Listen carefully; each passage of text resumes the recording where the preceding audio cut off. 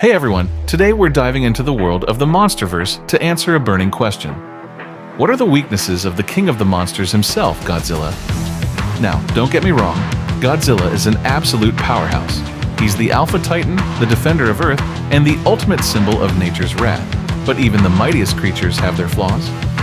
So in this video, we're going to break down Godzilla's weaknesses, both physical and strategic, and explore how they could be exploited. Whether you're a die-hard Godzilla fan or just curious about the lore, this video is for you. So grab some popcorn, sit back, and let's get into it. Before we dive into his weaknesses, let's quickly recap what makes Godzilla so powerful. After all, you can't understand a weakness without knowing the strength it's tied to. First, there's his sheer size and strength. Godzilla stands at over 390 feet tall and weighs a staggering 99,000 tons. That's like a skyscraper with the power to level cities. His tail alone is a weapon of mass destruction, capable of smashing through buildings and sending anything in its path flying. Then, there's his atomic breath, a concentrated blast of nuclear energy that can vaporize almost anything. And let's not forget his durability. Godzilla's thick, scaly hide can withstand missiles, explosions, and even the most extreme environmental conditions. Finally, there's his intelligence. Godzilla isn't just a mindless beast.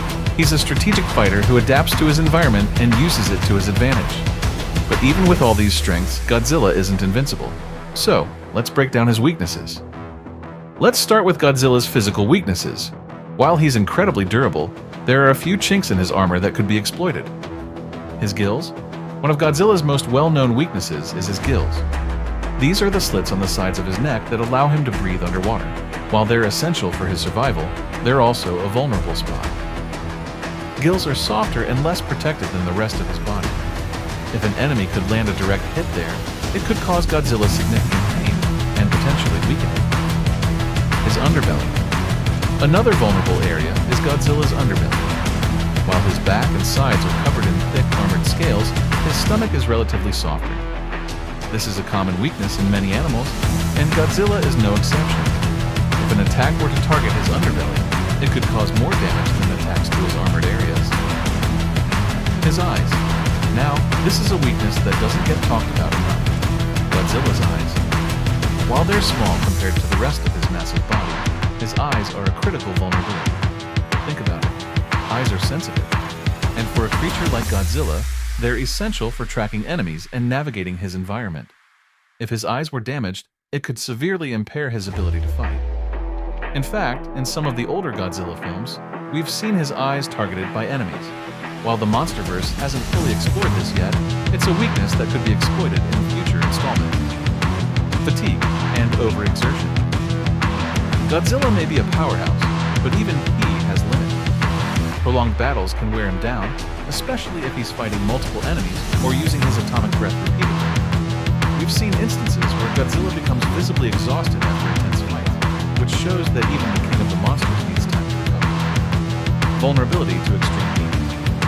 This one might surprise you, but Godzilla isn't immune to extreme heat. While he's powered by nuclear energy, there's a limit to how much heat and radiation he can withstand.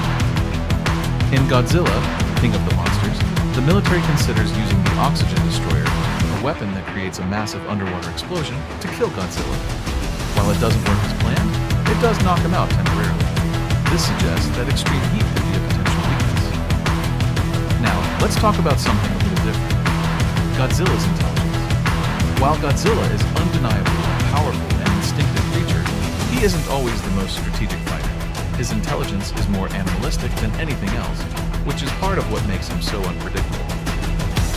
In Godzilla, King of the Monsters, he has moments of brilliance in combat, but he's also driven by primal instinct. This lack of higher-level strategic thinking makes him vulnerable in certain circumstances. For example, when facing a highly intelligent adversary like King Ghidorah, who can coordinate attacks and adapt quickly, Godzilla's less strategic fighting style becomes a potential disadvantage. Godzilla is a beast of instinct, and while that works in his favor in most situations, it does leave him vulnerable to opponents who are capable of thinking ahead and planning their attacks more effectively. The lack of tactical flexibility is a subtle but important weakness. Now let's talk about Godzilla's strategic weaknesses. These are the flaws in his behavior or decision-making that could be exploited. His temper. Godzilla is a force of nature, but he's also driven by instinct and emotion. When provoked, he can become reckless, leaving himself open to attacks. For example, if an enemy were to taunt or challenge him, Godzilla might charge headfirst into battle without fully assessing the situation.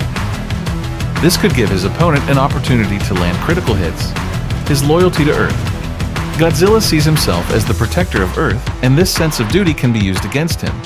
If an enemy were to cause chaos in populated areas, Godzilla would have no choice but to confront them, even if it puts him at a disadvantage. His dependence on radiation. Godzilla's power comes from radiation, which means he needs to recharge regularly. If he's cut off from his energy source, he becomes weaker over time.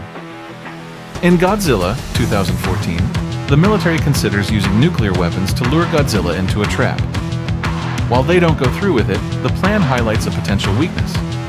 If Godzilla's enemies could somehow block his access to radiation, they could weaken him significantly. Finally, we can't ignore the fact that Godzilla, while powerful, is deeply connected to his environment. Godzilla's powers come from his connection to radiation and the energy within the Earth. This link is what fuels his atomic breath and regenerative abilities, but what happens when that environment is disrupted? For example, in the Godzilla films, we see the creature becoming more powerful when in proximity to nuclear energy sources, as it recharges him and enhances his abilities. However, if Godzilla is drained of energy or deprived of radiation, he loses a significant portion of his power. When removed from environments rich in radiation, Godzilla's strength can dwindle over time, making him more vulnerable to attacks. This environmental dependency also means that in more remote, desolate areas, Godzilla's power is limited, and his opponents can take advantage of this by exploiting his need for energy. Now that we've covered Godzilla's weaknesses, let's talk about how they can be exploited. Targeting his gills and underbelly. An enemy with precision and strength could aim for Godzilla's gills or underbelly. These areas are less protected and more susceptible to damage. A well-placed attack could cause significant pain and potentially weaken him. Damaging his eyes.